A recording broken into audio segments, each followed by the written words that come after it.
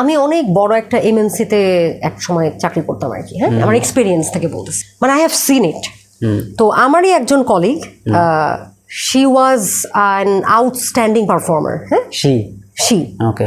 তো এই আপুটা খুবই ভালো পারফর্মার ছিল এবং সে কিন্তু বেশ অনেক বছর ধরে ওই কোম্পানিতে চাকরি করতেছিল। সে কনসিভ করার পরে তার মেটার্নিটির একটা টাইম তো আসবেই অবশ্যই।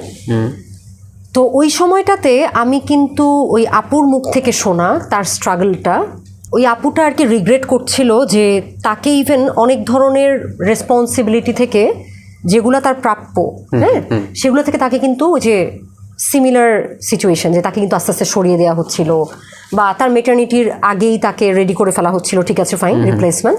কিন্তু তখনই কিন্তু রিউমার শুরু হয়ে গিয়েছে যে ওই আপু কি জয়েন করার পরে ওই রিপ্লেসমেন্টটা কি থাকবে কি থাকবে না, মানে তার রিপ্লেসমেন্ট অলরেডি তৈরি করা হচ্ছিল।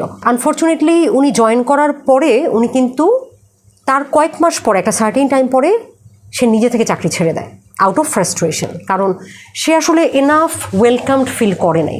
ফিরে আসার পরে দেখা যাচ্ছিল যে তার কাজের পোর্টফোলিও ছোট করে দেওয়া হয়েছে, হ্যাঁ, তার যে এত বছরের কন্ট্রিবিউশন সেটাতে ফোকাস না করে সে যে গত কয়েক মাসের লিভ মানে ছিল, যেটা ইজ ইভেন লিগ্যাল ভ্যালিড, তার প্রাপ্য, সেটা ফোকাস করে দেখা যাচ্ছিল যে সে হয়তো অত বেশি অ্যাপ্রিসিয়েটেড ফিল করছিল না। তো একটা সময় গিয়ে কিন্তু আপুটা রিজাইন করে দেয়, হ্যাঁ, উইচ ইজ ভেরি আনফর্চুনেট।